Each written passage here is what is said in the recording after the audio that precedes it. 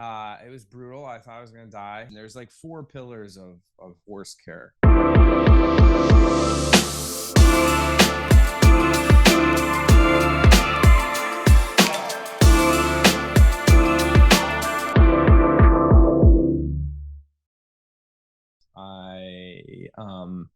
I grew up, I guess, like any normal kid growing up in southern New Hampshire. Well, what I considered normal, but I didn't know any different. I grew up on a dead end street, running around in the woods, basically. Nice. Playing army man, making guns out of sticks. My kids now have like these high tech airsoft guns, and we just had sticks and had to be honest, you know. Hey, sorry to interrupt this video, but if you like this video and you want to see more like it, hit the subscribe button below. Okay, back to the show. Bye. So it's a whole different world. But so I met my wife in high school, and she grew up with horses. Her mom, you know, they had off and on probably 4 or 5, maybe even up to 6 at any given point. And she'd teach like lessons and stuff like that. And so she was in the same, my wife was in the same circle of friends as me. And we met, I guess, the first time in about 10th grade. But didn't really start hanging out until about senior year. And she invited me to come ride horses with her. And I was like, well, sure. I was more interested in her. But that was the way in. That was exactly. I was like, whatever. I got to ride a horse. That's fine. And because I rode pony rides at the Deerfield Fair, and I watched John Wayne movies. And but that was about it as far as any horse experience. And so she her mom had this great horse. He was this gray warm blood, we don't know exactly what he was. He was basically a retired fox hunter that our mom had gotten, and so he was my first horse that I got to ride, and he was just perfect. He just took such good care of me, because, like, you know, any testosterone induced teenager, all you want to do is palm around and ride it like it's a dirt bike. And quickly realized, I remember the first time I rode him, I got on, I was like, whoa, he like has a mind of his own, it's I don't know what I was thinking, because I don't know, it just never occurred to me. And right. So yeah, that was the beginning. And so that was like summer leading into the year we both were headed off to college. She was going to UNH to do equine business management, and I was already actually planning to go to Arkansas to study music theory, because I just mostly played guitar growing up, since I was 13, and this is kind of the only other direction I had in life. And so I went to Arkansas, did that first year of college, realized I didn't want to stick with music as like a long-term career. Didn't know what I wanted to do. Still wasn't thinking horses. I just wanted to be near her. So I transferred back to the University of New Hampshire, or to the University of New Hampshire. And I was going to try to do the outdoor ed program, but it's pretty competitive and I couldn't get in as a transfer student. And so I was like, well, I'll just do the equine program, because at least I'll know more about horses. And because, I wanted to be with her long term. Right. So far it's worked out. And so I started doing the horses, and it was, we brought that gray horse that I brought him to school, and she brought this Bay Morgan that she had. We boarded them at a little farm in Lee. It might have been Durham. It doesn't matter. I think it was Lee, right there near Durham. And that couple was just wonderful to us, where we boarded them. And that's where I first started thinking and getting into the hoof-care. Okay. So that was kind of like the genesis of it. So it was at that farm. The guy's name was Tom, and they had a bunch. They had, I don't know, 5 or 6 warm bloods, and the mom and the woman Jackie, she did. They had a couple young kids, but she did dressage. And he kept all his horses barefoot. He didn't trim them himself, but they were all barefoot. Our horses at the time were shod, and I actually remember. I remember watching the farrier work on my wife's horses before we were even really together. Like, I was just kind of hanging around, and I remember him wrestling with her off the track thoroughbred, and the poor guy, knowing what I know now, like his feet were a disaster. He was in pain, and the farrier just didn't have any patience for him. And so I remember thinking, like, man, you must only be a farrier if, like, you can't do anything else in life. Yeah. Like, well, I remember thinking, what a terrible job. Yeah. And so anyways, back at where we were boarding our horses, he kept all Yeah. his horses barefoot. And so I was intrigued by that because we had our horses shod, and I just figured that's what you did, you know, like you want to provide good care for your horses. And so he was telling me about it, and he told me, actually, that was where I first learned about Jamie Jackson. And he was like, yeah, there's this guy, Jamie Jackson, down in Arkansas. That's where Jamie was living at the time. And he went and studied the wild horses. And you can go down and you can train with him and you know, learn how to trim naturally barefoot. And Wow. yeah, at the time, his main, you know, I didn't know who he was. His main name meant nothing to me. And I had no clue about Mustangs, anything. So Right.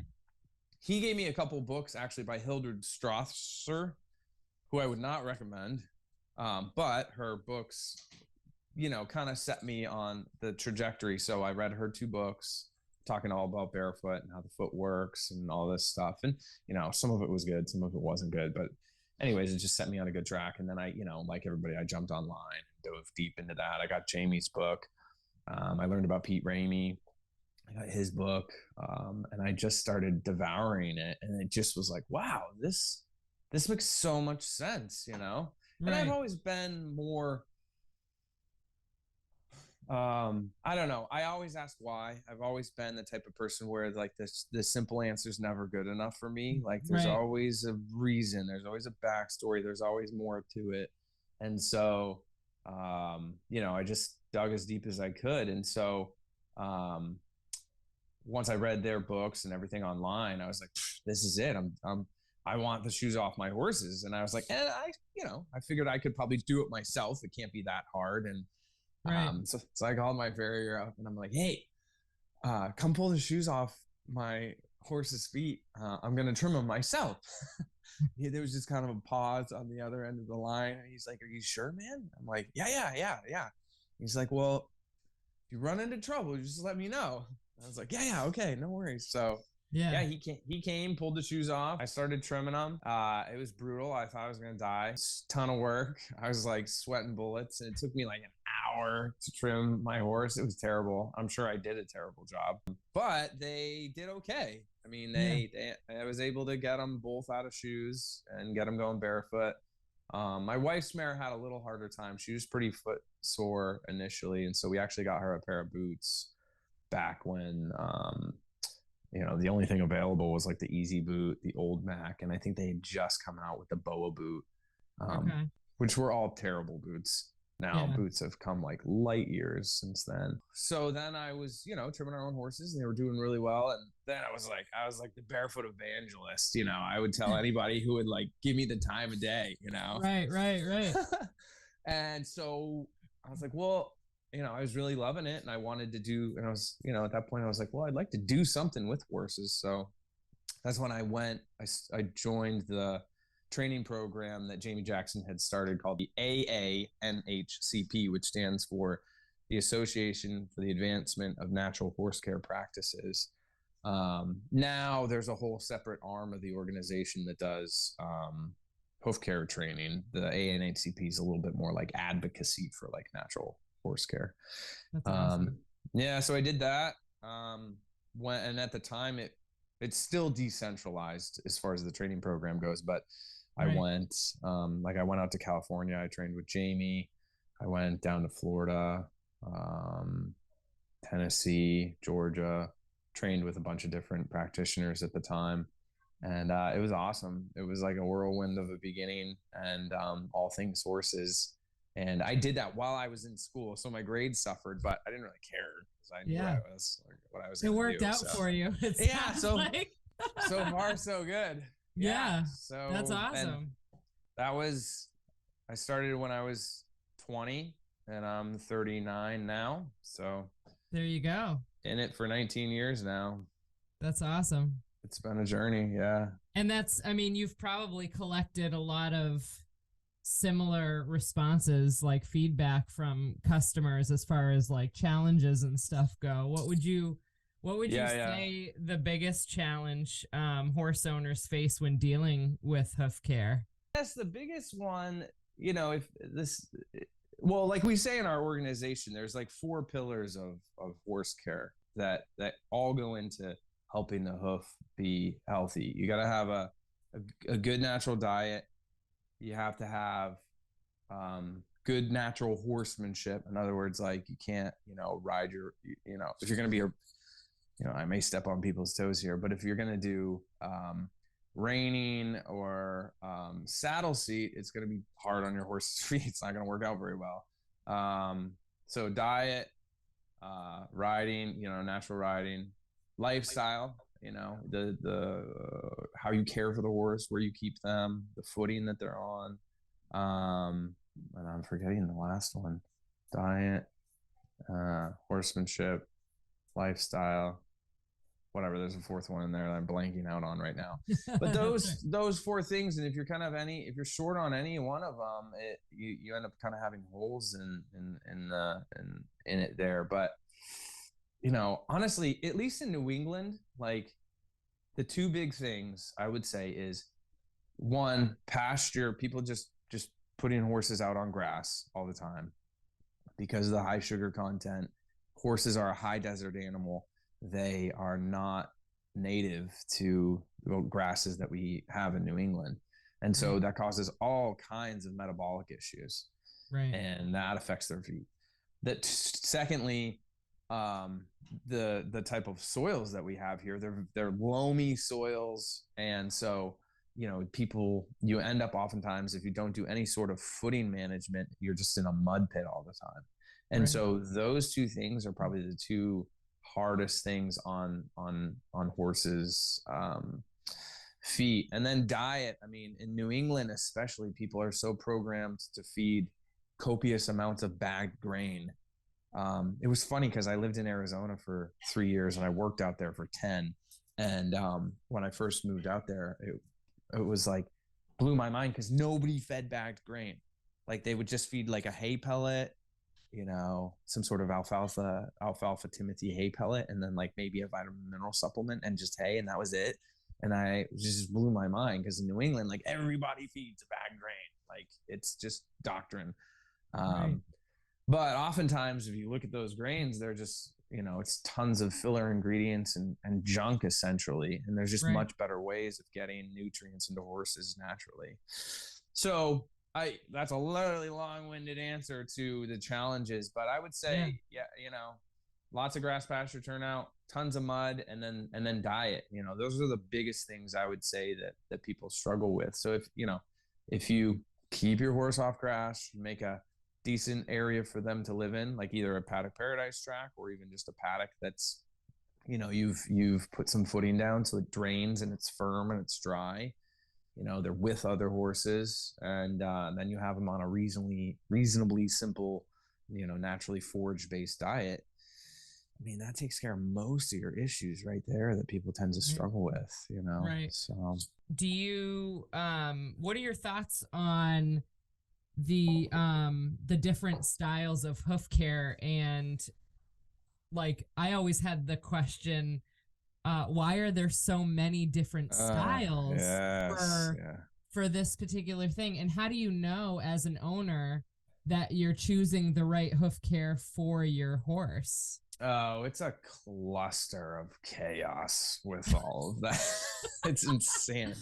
Oh man, like is a lot of it like it's supposed to be one thing, but everybody tries to take it and make it this unique, like hoodwinking type deal? It's definitely that and everything else in between. It's so, I mean, if you go back historically, and I don't even have the best historical representation of this, but like when I've talked to like Jamie and Pete and some of these guys, and anyway, so basically, how do owners decipher what method and what system and who and what's going to be good out there, especially in the barefoot world? Like there used to be a little bit of standardization just in the shoeing world, and based on whatever school they came out of, because a lot of these schools, you go to Oklahoma, you go to Penn State, you go to Cornell, whatever, you're going to get a somewhat standard, hoof care shoeing practice methodology out of that. And then whoever you kind of,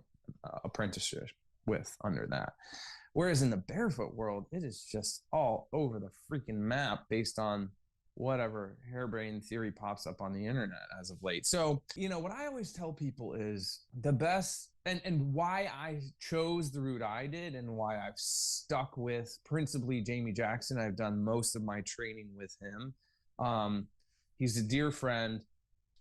He's probably one of the most genius men I've ever met. And like, especially if you read his books, I would recommend anybody to read his books. It's not easy, but it's incredible. And he thinks about the foot on a whole different level than most folks do. And the reason why I've stuck with him all these years is it's based on how horses naturally live and wear their hooves in the wild. Now, everybody else says that too about their method. And that's where the difficulty comes in kind of deciphering and figuring out like what methodology to stick with and go with. But, it should be non-invasive first and foremost, but again, like that gets difficult for a horse owner to decipher if you don't know a little bit about the foot. So that's why I tell people, read and learn and educate yourself as much as you can, from trusted sources. Like, so if you go back in the history of kind of where natural hoof care kind of came out of, you had, Jamie was one of the early, fathers of bringing back essentially natural hoof care. It's not new, like all the ancient Calvaries of old Greek, Babylonian, Roman, Egyptian, they were all barefoot. This isn't new. It's just new to us. So, it should be non-invasive. It should be based on how horses naturally wear their feet in the wild. And where the nuance and the difference usually comes in the trim methods is how you deal with pathology. So the approach that I learned from Jamie is if you give the horse the right lifestyle, the right diet, environment, and then you trim simply and naturally based on how they wear in the wild. So like discreet. Yeah. The foot will heal on its own. You don't have to do anything crazy to it. There's, methods out there that are super aggressive, really invasive, and go to town on the foot or put all kinds of stuff on the foot. And you just don't need that. If you correct all of those other issues and you start trimming it naturally, the foot will just start to heal on its own. It's like I use the example all the time. If you hit your thumb with a hammer, the nail. Or you get bit. Yeah. It will. I am proof that it heals. That's what you get for putting your hands in horses' mouths.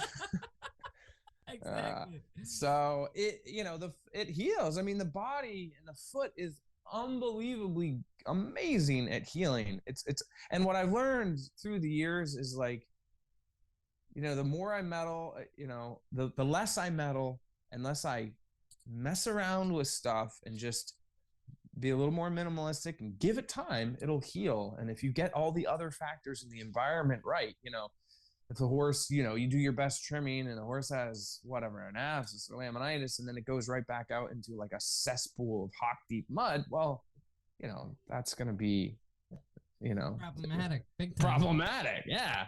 For a horse owner trying to figure out, what would be good, any of the practitioners or obviously I'm biased, but any of the practitioners in the organization I'm a part of, the trimming end is the ISNHCP. There's not that many of us, or someone who's, talk references, talk to people who use it, go and look at their horses. What are they doing with their horses? Do they have to ride in boots for, no, there's a lot of factors that go into that, but like if the horse is dead lame for 2 weeks every time it gets trimmed, well, that's a problem. That shouldn't be. Like people often ask me, oh, can I, ride right after you trim the horse? Absolutely. If the horse is lame, that shouldn't be. Now if the horse is like maybe a good warning sign for people. Yeah, for sure. They're going versus like. Would an alternative circumstance be like if they're trying to fix something and so they might have to remove a little bit at first? I was going to caveat that. Exactly. Yeah. Like if your horse is healing from laminitis, say, there's going to be ups and downs in that healing process as you go. And and for those who listen to this who don't know what laminitis is in its definition from a trimmer. Can you explain that a little bit? Yeah. So laminitis is essentially inflammation in the foot. But again, it's like, okay, well, it doesn't just like come out of the air and attack the horse. It's a metabolic problem, Okay. usually induced by diet or some other lifestyle factor. Okay. And so essentially what happens, you've got the foot. Inside the foot, there's bone. And what connects the bone to the hoof capsule on the outside, the nail, is called the lamina. And those are interlocking leaves. And as the hoof grows down, this is very crude, you've got those leaves, they kind of disconnect and reconnect as the hoof wall grows down. All those connections are on a cellular level, and they're controlled by enzyme reactions, which are controlled by the metabolic system. So if that gets thrown off at all, those connections get thrown off, and that's where you end up with the lamina separating. Again, I'm being very simple with this, but separating, and you get inflammation, and it's very painful for the horse's feet.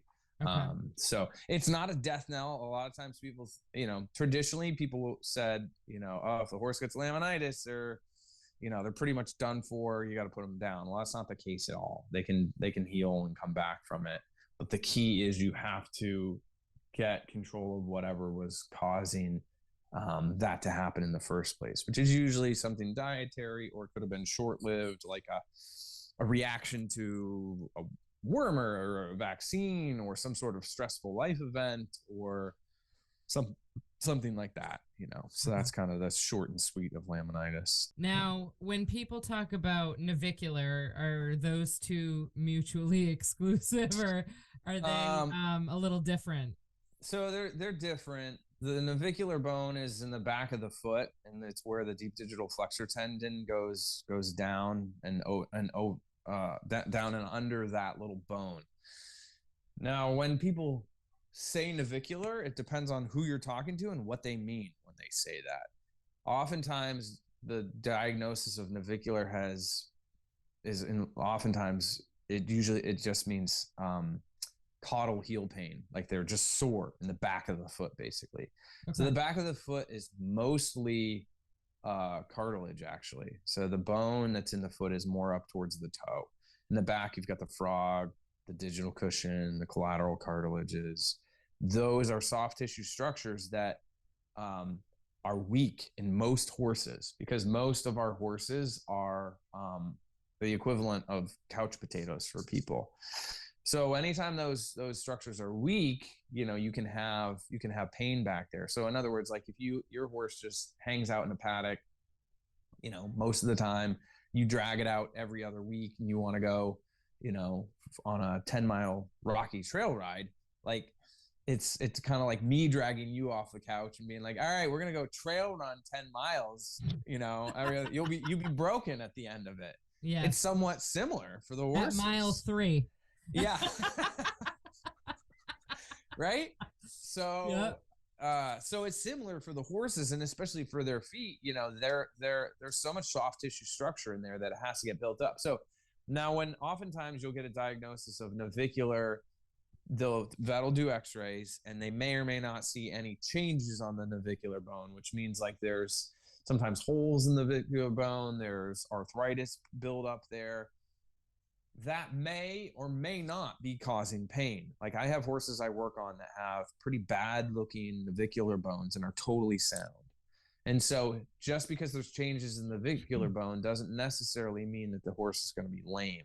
Okay. Oftentimes, so the way that in barefoot natural hoof care methodology, we try to treat barefoot or navicular is one, just get trimming the hoof properly, and two, get the horse moving properly.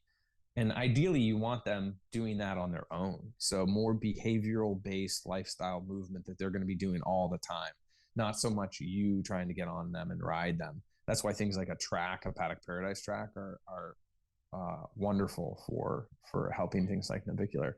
Oftentimes with navicular, you'll have a club foot. For people who don't know, a club foot technically defined is when you have one foot that is steeper than the other by 3 degrees or more. And usually when you have a club foot, it's because there's something going on in the upper body that's causing the flight of that limb to not move the same as it used to, or the same as the other limb. So oftentimes there'll be damage, like nerve damage up in the shoulder. There could be something on the spine, or even the diagonal hind hip or hock or something like that, that's causing them to compensate in the way that they move. And so that flight pattern, that foot's not the same anymore. And so you don't have the same forces and pressures and wear and tear on that limb like you used to. Now, it's an adaptive mechanism of the foot to change the shape of that foot to accommodate what's going on for the changes of movement from the upper body. Right. And so sometimes you can help that, sometimes you can't. It all just depends. Again, giving them an environment where they'll have better behavioral based movement so that the foot can start to modulate and move its mass to balance everything, and you get a better movement, is going to help everything. So there's a lot of moving parts to it. You know, when you address it just from the foot, the best thing you can do is get them barefoot, get them moving properly, change the diet, and then look and see if there's something going on in the upper body and what you can do to help that. But I have horses that have club feet, have quote unquote diagnosed navicular, and are totally sound and are ridden. So it's not, again, a death knell. It's just something you kind of have to like play investigator, look through, and try to work on. Sometimes boots are helpful too, depending on what's going on exactly with the foot and situation. I love that. No, that's great, because I feel like even people like me that, I have a horse, I'm a service provider for horses. I don't know a ton about the foot. And so the little research I've done, it's better, I think, to have like some more insight into certain causes for things. Yeah, for sure. Another kind of thing that I've heard a lot about but don't know too much about are what causes abscesses, and what do you do to prevent them, and when they occur, what do you do to fix it? There was a friend of mine who he's living in Eastern Europe somewhere now. He married a vet. Anyways, nice guy, Nick, blanking on his last name. But anyways, he had posted one day on his Facebook page, what causes abscesses. He was always putting stuff like that up. And so I wrote back, I said, people. Nice. And I mean, it's a stupid answer, but it's somewhat true. And so horses, I don't know if we know for sure if they get them in the wild or not, but when you domesticate them and you put them into the different situations that they're in and where we live, they can get abscesses. And so essentially an abscess is when there's a pocket of fluid or material, or essentially a bruise, and then it will blow out. It doesn't always blow out. Sometimes it'll blow out the heel bulb. The two places where it normally will blow out is the heel bulb or the coronary band up at the top of the foot, the hairline there. Those are less common. Normally they come out the back of the foot, but typically they get them from, the reality is it's usually a multifaceted thing that you may never really know for sure, but it all comes down to our management of the animal.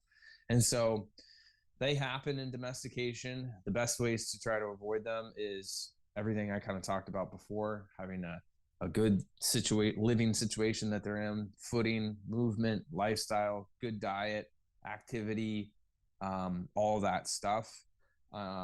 Oftentimes people think like, oh man, I got to get all the rocks out of the paddock. It's like, well, no, don't worry about the rocks, build their feet up, make their feet stronger. Like that's the way you need to be thinking. Xenophon, one of the Greek generals back way forever ago. Yeah. His, you can still read his little guide on like how to take care of horses' feet. Before they would go on their conquest for the warring season, they would corral all the horses in dry riverbeds. And so it would just, make their feet wicked tough and hard and strong. And then if you had a horse that went lame, then you knew you didn't want him going with you anyway. And then if they kept horses in stalls for any period of time, they actually would fill his prescription was to fill the stall with fist-sized stones so that their feet would stay strong. because anytime you put horses into a soft, and wet environment, their feet get weak.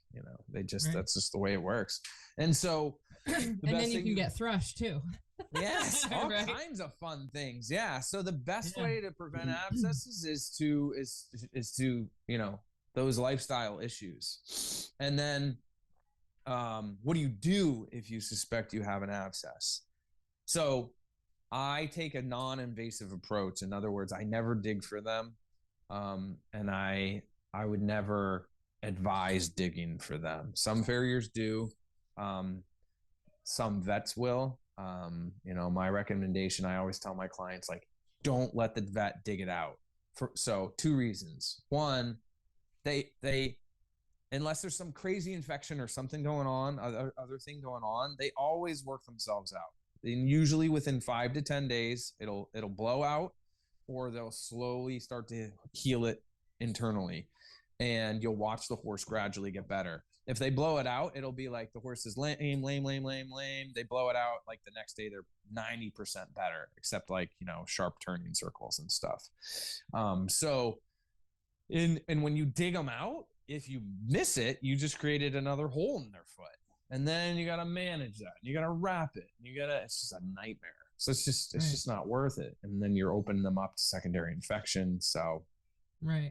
Let the body kind of process through it. Yeah, exactly. Some people will soak the foot. To be completely honest, I don't know that does anything. It's so internal in there that unless there's a puncture, which there usually isn't, that's kind of a different situation. I'm not sure soaking does a whole lot, So, but some people will soak. There's these poultice pads that you can put on the foot.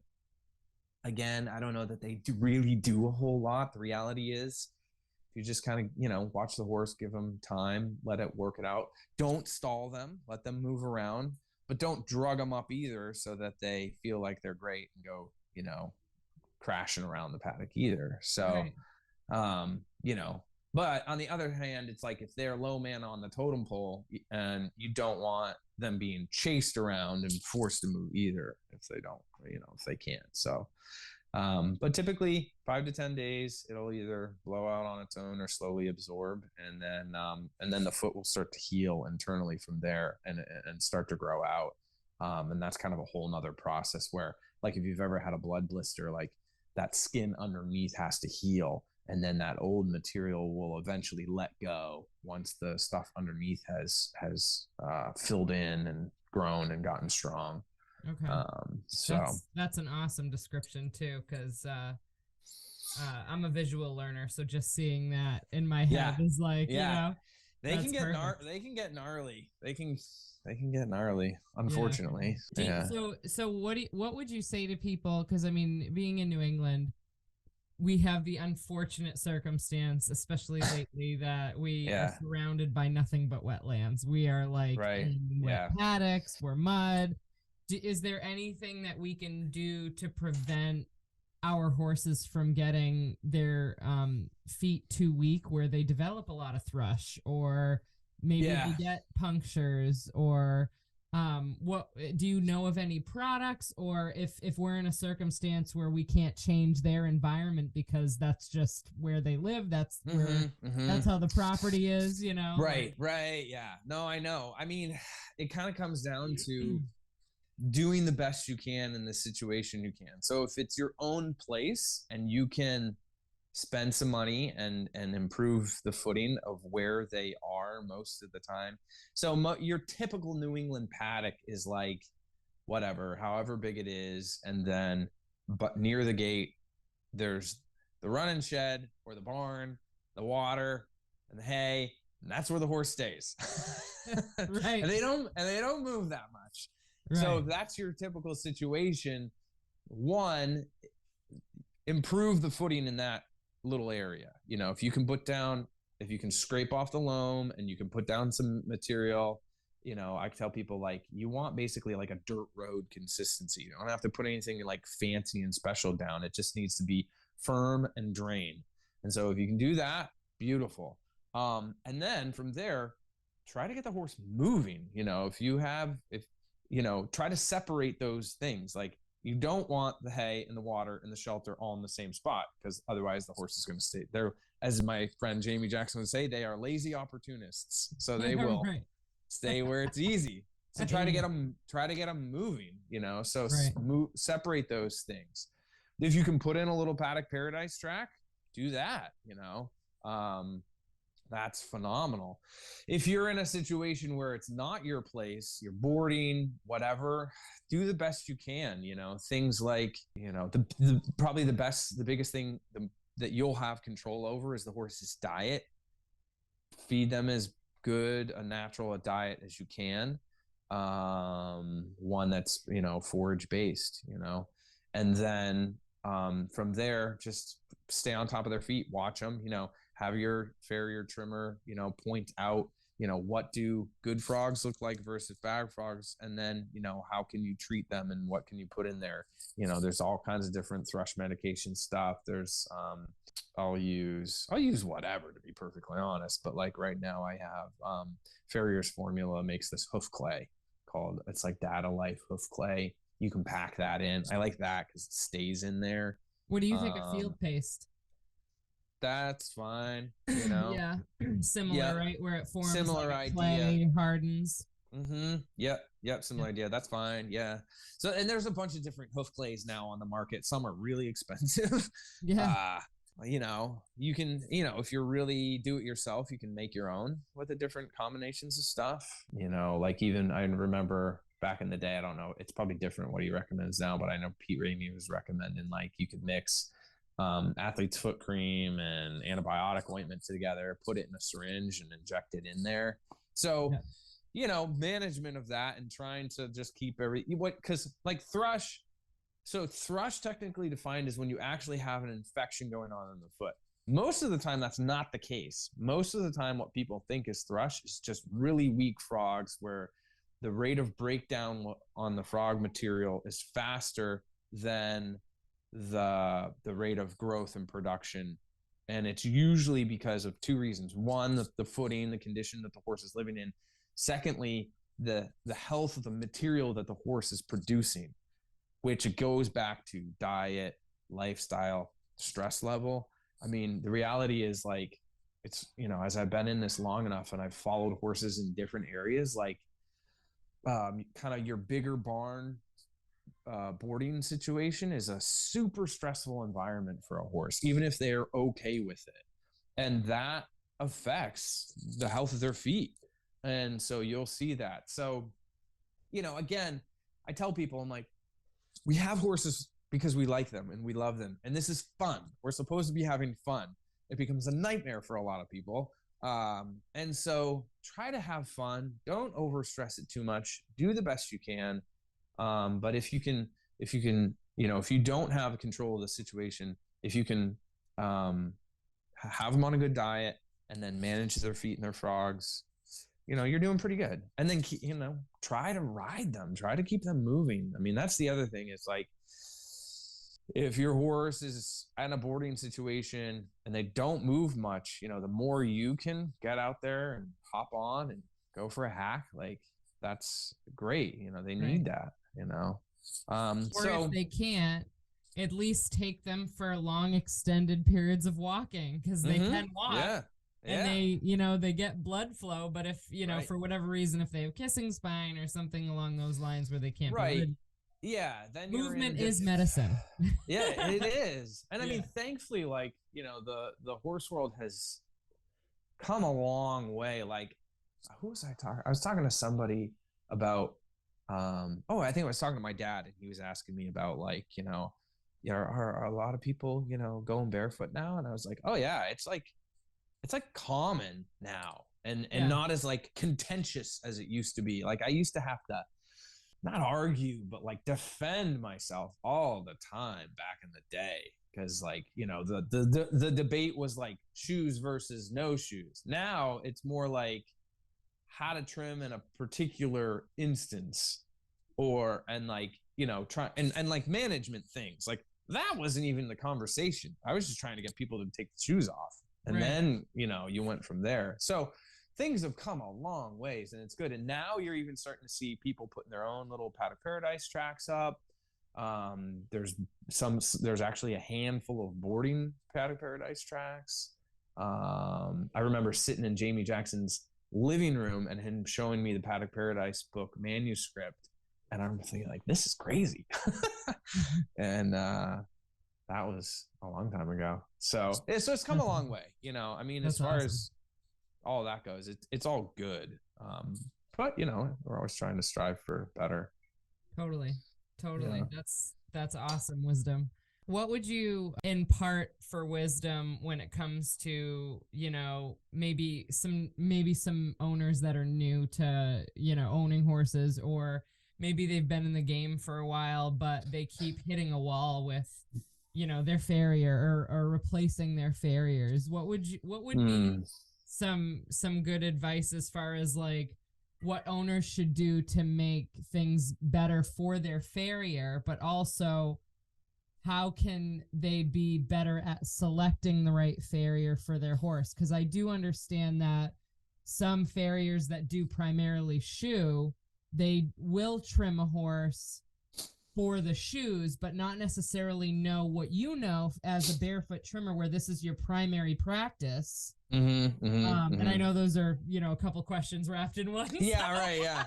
All right. So how would you select that farrier, I guess, maybe, and as far so try to educate yourself as much as you can. I mean, within reason. Obviously, you don't need to like become, you know, farrier level knowledgeable on all the, but knowing the basic structures of the foot, and knowing, again, like I said, if you can understand how horses' feet naturally function in the wild structurally. So like if you pick up Jamie Jackson's book, The Natural Horse, that's an awesome book. It's like a great, just kind of like how do horses function naturally in the wild. It's a great book. And he has information on there about the foot.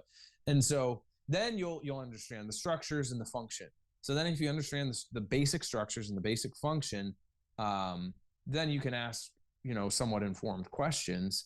And so anytime you put a shoe on the foot, to some degree, you have to make the foot fit the shoe. And so it's somewhat problematic. Now, there's some farriers who will, when they trim the foot, will do that same trim for the shoe. Some that are a little more, you know, will differentiate a little bit more.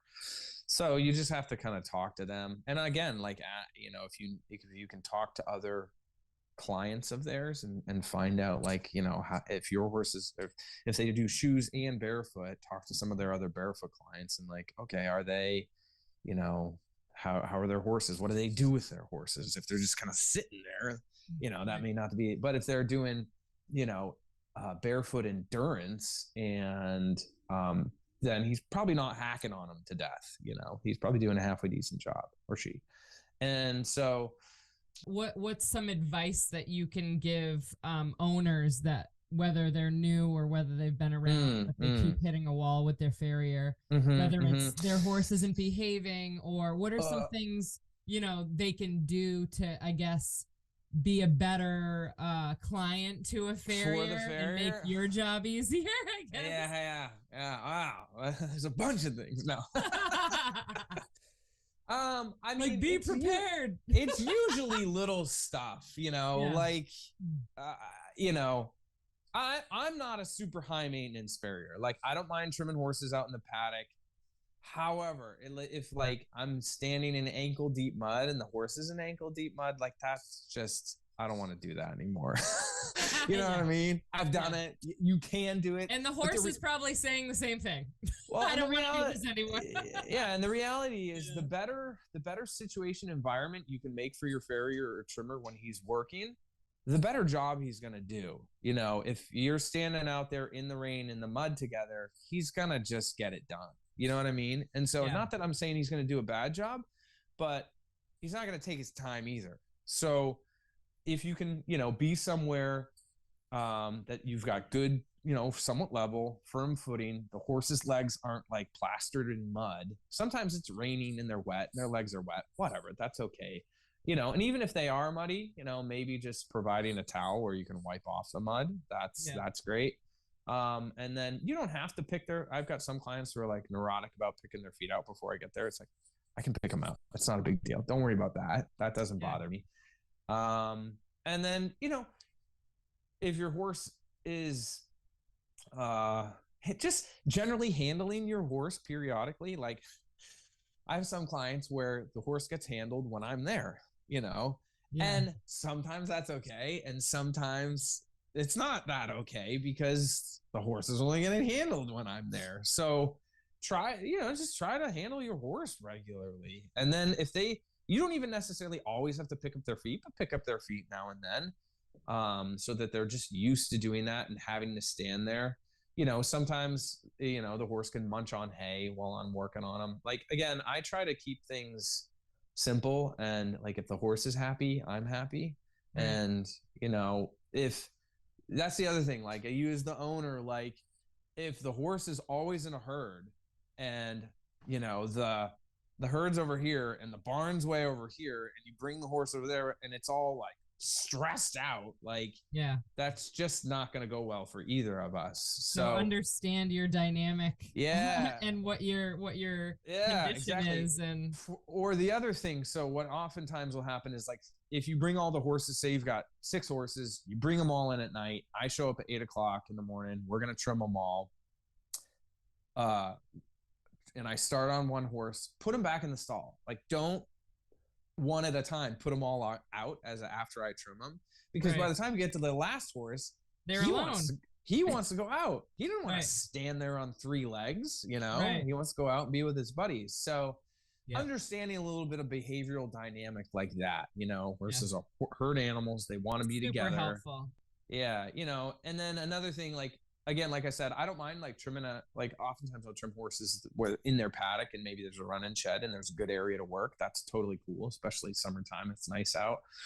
But if I'm working on the low man on the totem pole and the dominant horse is around, like, you need to pay attention to what's happening, because I'm bent over looking under the foot. I try to pay attention, but make sure that dominant horse isn't going to come like chase my horse that I'm working on 3 legs, and I get run over and you get run over, like little stuff like that, Good tips for owners. Yeah. For sure. Those that I love. Stay on a regular schedule. That's the other thing. That's super important. Yeah. I mean, like, for people, like, especially if a farrier's halfway good at what he does and he's fairly busy, he'll have, like, for me, I have, like, I'll go to certain areas, certain days, and try to keep everybody in rotation. And I try to accommodate different people's schedules and work schedules and things like that. Yeah. Well, even like, you and Beth, like, Beth's got a schedule. And so, there's room to you both give and take on that. But if you're at the edge of my work area, say you're like 2 hours away, and you just, things cancel and things come up, like, I get that. Everybody should get that as a farrier. Like, if your farrier is that neurotic, like, but, it may be difficult for him to get back out to you if you don't want to stay on a regular schedule. Like, I have some areas, like, I go to Connecticut. It's like, I'm there on this day every 6 weeks, and that's the best I can do. So thankfully, all my clients are very accommodating for that. And so, but if they were like, well, can we do every 8 weeks? I'd be like, I can't, I'm sorry, but that's just, so, stay consistent, that's the best thing. Yeah. Best thing for your horse as well. Something I really love about your approach with horses, I think that separates you from the rest of farriers, is your energy coming into working with horses. Mm-hmm. Maybe can you talk a little bit about what brought you to understanding what you bring in? And I have discovered in my travels that a lot of people are becoming less and less tolerant of really kind of foul treatment towards their horses, where farriers are hitting them with the rasp and they're like, dude, get out. Or they're too scared, but they're super offended. And they're like, You just Right. hit my horse with a metal rod. Like, what the hell is wrong with you? Yeah. You know? Oh man. Like, Yeah. what?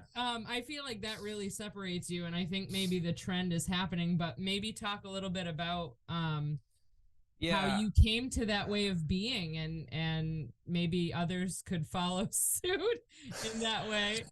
Well, I think I was fortunate in one respect because I didn't grow up with horses. I wasn't pre-programmed, to work a certain way with the horses. And so I don't know why, like in the farrier, kind of more conventional, traditional farrier world, you have this like gruff, macho, like battle it out mentality.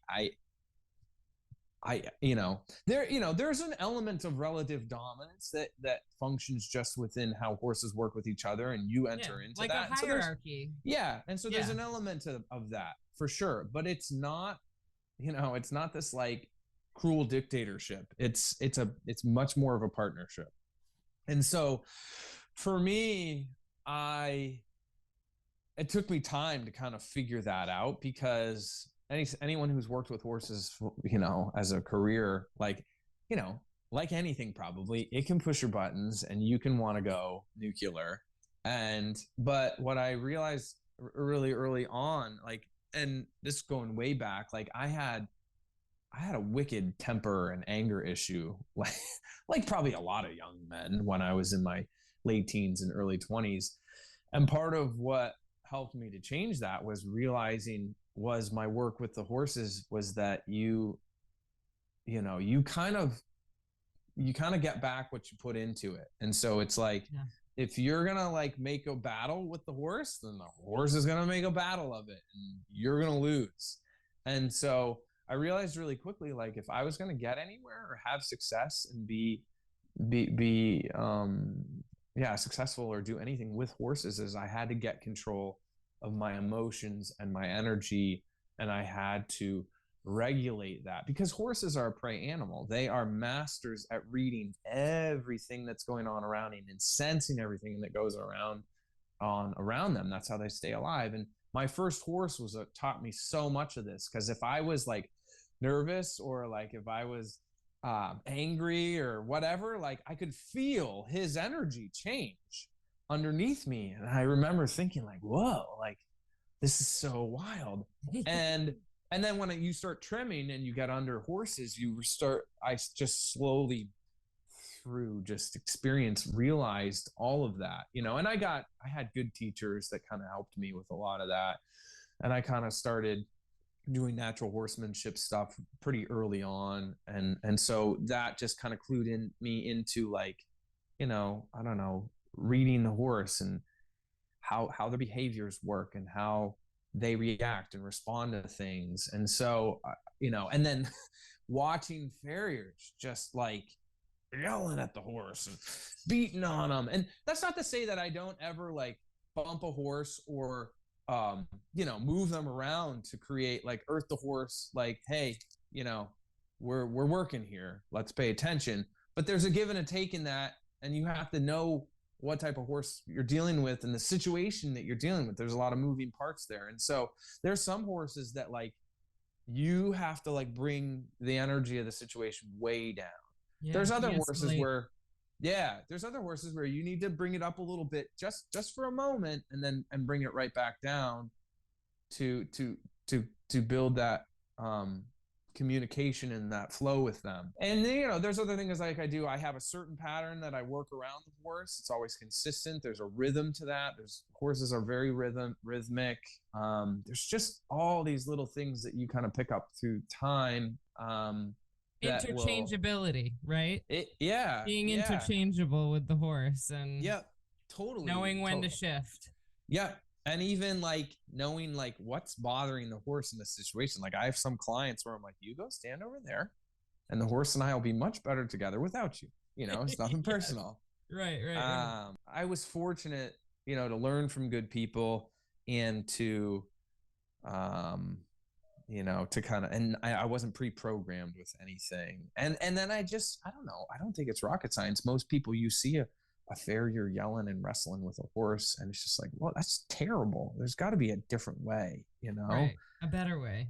a better sure. way, you know? And sure. even some instances, like if you got a horse that's scared or something like that, like, and I'm there to trim the horse, like sometimes the best thing to do is just pet the horse, let the horse smell you, and then come back the next week and build on it from there, you know? Right. You know, so if you have too much intention and too much hard driving, like we're getting this job done, that if the horse, some horses are like, no.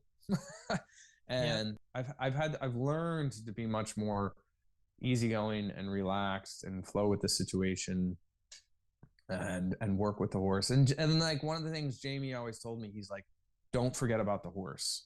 You know, yes, you're there to trim, and we get so focused on the nuance of the trim and what are we doing at the foot, but you're dealing with a horse, you know, so you can't forget about the horse. So there's a living, breathing thing. Yeah, there's all of that going on. So just wrapping up, I have 2 final questions that I ask everybody that comes on the show. So this is called the 3 gold nuggets question. So if everything you did with horses was wiped off the planet, but you could leave 3 gold nuggets of advice or pieces of wisdom for people, for owners or horse enthusiasts, what would those 3 gold nuggets of wisdom be? I would say first and foremost, just enjoy your horse, whatever that means for you. You know, we get into horses to have fun. They're not, you know, they're not livestock animals like they used to be, or work animals that they necessarily used to be. So enjoy them, you know, whatever that means. Like some people feel guilty that they don't ride enough. It's like, well, you don't ride your dog, but you have fun with your dog. Like, so enjoy your horse, whatever that means. Feed them lots of hay. Make sure your horses have hay, you know, like they need hay. They need a lot of hay. Feed them lots of hay. And then, I don't know. If you can, put it in a little paddock paradise track. Like, yeah, man, if you do those 3 things, like it would change the horse world. And then finally, what is something empowering that you could say to your clients or clients in the horse world? Something empowering. Oh, so much of it is the attitude that you approach it all, whether you approach it from like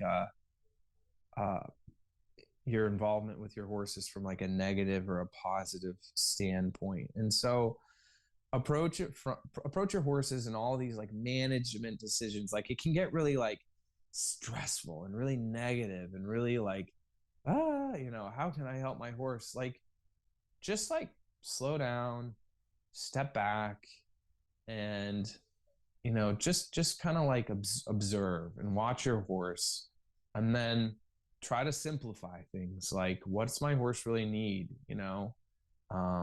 And based on how they would live naturally, you know, in the wild, and start to slowly incorporate those things. And then don't kill yourself and don't beat yourself up too much. Like, you know, again, we have horses in our lives for the enjoyment and the fun of it, and we do the best we can, but don't crucify yourself because you can't do everything, you know. Enjoy them, do the best you can, go slow, keep it simple. Don't believe everything everyone tells you immediately right away. Just kind of file it. All right, cool. Don't change to things too quickly right away of whatever comes floating along. You know, we live in a information overload age, and then a lot of times we change things and we do things based on fear. And so if you're changing something out of fear, don't, you know, slow down and just take your time to learn and look at your horse. And then if you do change things, do it slowly, and you know, because the horse will still be there. You know, they're not worrying about it. Right. No, that's great. They just want to eat, be with their friends, you know. Yep. So you can just be a part of that, you know. Cool. That's what I would say. That's awesome. That's a great answer. Well, thank you, Luke, so much for your time and your wisdom that you've imparted to us. I definitely have learned a lot, and I know the people that listen to this are going to get a lot from you. And I Cool. appreciate you personally as my farrier, so I'm so happy that I My have pleasure. you. And My pleasure. and I look forward to many more conversations in the future. And if there's any Sure. way that I can support you, where can people find you? Are you taking on new clients? I am taking on new clients Servicing. depending on where you are and how many horses you have. I'm pretty busy right now, but Yeah. I always have flexibility to some degree. You can go to my website, landmhorseworks.com. That's the best place to contact me. And you can email me, landmhorseworks@icloud.com. Yeah, that's the best Awesome. way to find me. Not on the socials. All right, cool. Simple. That's how we like it. Yeah. Very cool. Well, awesome. Thank you so much for your time and for what you do in the horse world. And my pleasure, Kay. Thank you. Next time. Absolutely.